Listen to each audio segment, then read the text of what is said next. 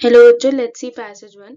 Passage 1 talks about kidnapping is considered as an extremely serious offence under the Indian Penal Code IPC, which thoroughly defines and criminalizes the unlawful seizure, confinement and displacement of individuals against their consent. So basically जो kidnapping है वो individuals के against होती है. कौन कौन से cases में होती है? या तो आप उनको unlawfully seize कर रहे हो, उनको confine कर रहे हो या फिर उनको displace कर रहे हो उनके consent के बिना, तो हम उसको कहते हैं किडनैपिंग का offence.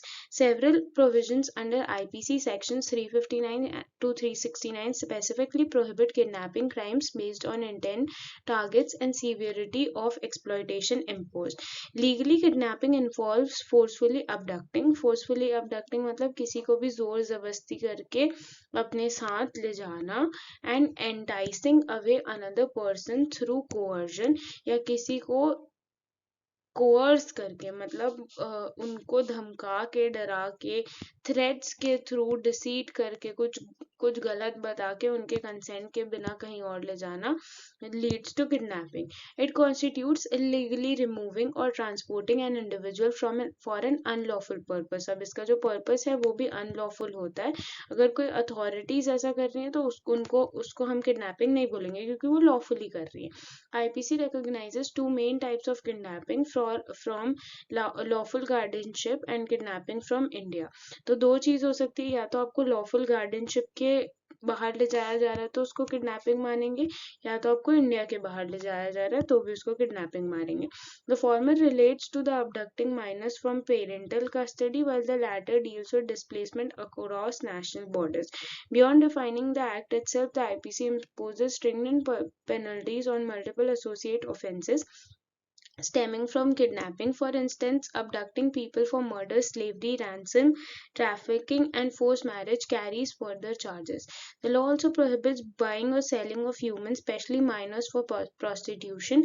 In all these cases, harsh sentences aim to deter external penalties from denying citizens their safety, autonomy, and consent. While assessing penalties, the IPC considers various factors. अब जो penalties है वो किस basis पे लगती है? इंसान की demographic profile, vulnerability and scale of exploitation. Hence, kidnapping children, women or mentally challenged people invoke greater punishment. The law also accounts for grievous trauma, emotional, mental and physical, inflicted on victims who are associated and terrorized after losing personal agency. Repeat offences by habitual perpetrators further amplify sentencing guidelines. Through comprehensive legislation covering different kidnapping scenarios and intentions, India upholds the constitutional rights of citizens to liberty, sovereignty and civil protection.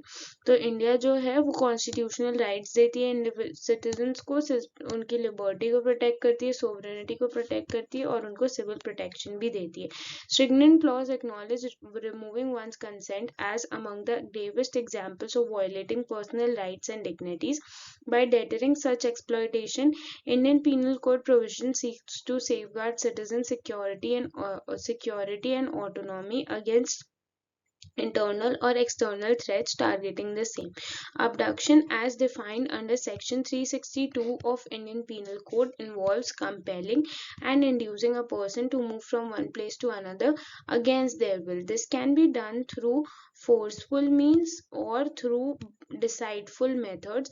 Forceful abduction requires the actual physical force to make the person move. For example, threatening someone with harm or physically overpowering them constitutes forceful abduction. Deceitful abduction involves misleading the person into going to another place by inducing them to do something they wouldn't normally do. For instance, impersonating an police officer to convince someone to accompany you. To constitute abduction, the person must be taken from one place to another. Mere movement without wrongful intention cannot be amount to abduction. Different intention behind abduction lead to different punishments under the law.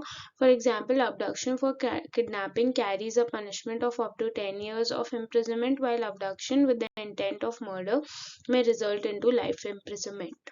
Now that we have seen the abduction and kidnapping, let's see the questions. Question number 1 says, which of the following scenario best exemplifies the crime of abduction under the IPC? A says a teenager is lured away from their home with the promise of a lucrative job only to be confined in an unknown location. This is not the correct option because here the involvement of a minor and taking away from the parental custody will normally lead this scenario for the case of kidnapping and not abduction. B says an adult is deceived into boarding a vehicle by an acquaintance and is then taken to a distant city without their consent. This scenario can be termed as abduction, but here there is no actual harm or the cause of harm, so this scenario is not fully in line with the abduction, so this is also a wrong option. C says a child is taken away from their school by a non-custodial parent without the custodial parent's permission. This is again a case of kidnapping and not abduction. D says a businessman is forcefully taken by a group demanding a ransom from his family for his release. Here, there is a element of unlawfulness and there is a um, intent of harm also. This causes abduction and this is the right option. Let's see question number 2. It says which of the following elements is not required to prove abduction under the IPC as per question 1. तो हमें ये बताना है कि कौन सा element required नहीं है abduction प्रूफ करने के लिए. A says the victim must be taken away from their lawful guard. This is only the right option because when we talk about abduction, it is not necessary that it is only committed against the minor. It can happen against the major people also, and in case of major, there is no lawful guardianship. There is no taking away from the lawful guardianship. So this is not the essential condition that is required for abduction to be proved. So this is the right option.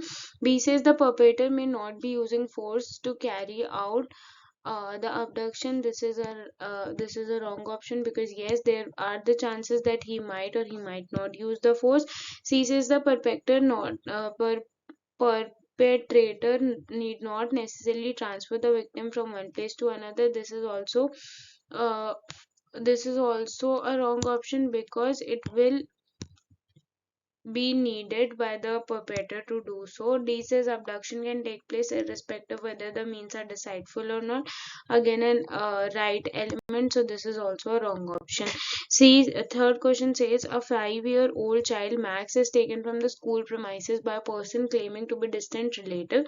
The school authorities were not informed about any such arrangement. Max's parents were unreachable due to a sudden emergency. The person taking Max asserts that he has parental concern. Is the act of taking Max from the school premises considered kidnapping? A says yes, it is kidnapping. A is the right option because here there is lack of parental concern and here they are taking the child out of the custody and that will be considered as kidnapping. B says no, it is not kidnapping. That is a wrong option because it is kidnapping. C says yes, but only if the school reports it. Even though if the school does not report it, it will amount to the act of kidnapping only. So this is again a wrong option. D says no if the person is a relative. Here there is no establishment that whether the person is saying right or wrong. So again, taking out of the parental custody without their consent will amount to kidnapping. So this is also a wrong option. Let's see question number 4. It says Gia, 12-year-old, leaves her home without informing her parents, intending to visit a friend in another neighborhood. She does not return until the late in the evening. Is Gia's action considered kidnapping? A says yes, it is kidnapping. This is a wrong option because kidnapping involves certain essentials, that is taking away forcefully or by deceptive means. That has not happened in the present scenario. B says no, it is not kidnapping.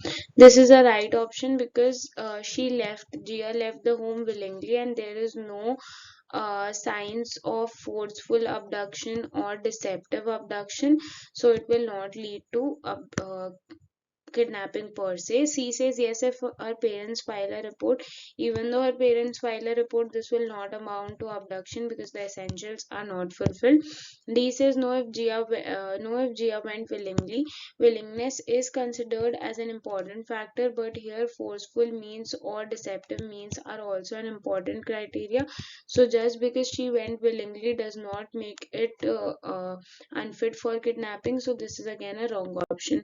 Let's see the last last question, it says, late one evening, Sarah, a college student, receives a message from an anonymous sender claiming to have kidnapped her best friend Alex. The message includes a demand of substantial amount of money in exchange of Alex's release. The sender warns against involving the police and emphasizes the urgency of compliance. Considering the scenario, assess the legal implication of this situation. Is it the case of kidnapping? A says yes, it is a case of kidnapping.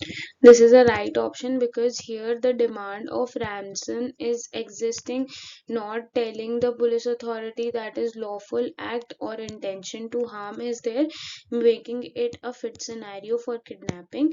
B says no, it is not kidnapping. That is a wrong option because essentials of forceful abduction and demand of ransom are present, making it kidnapping. C says yes, but only if Alex is harmed, even though he might not have harmed. But here there is a movement of the person without the consent and with an unlawful intent, which makes it kidnapping. So this is a wrong option. D says no, if Sarah complies without involving police officials. This is again a wrong option. I hope the passage was understandable. All the very best.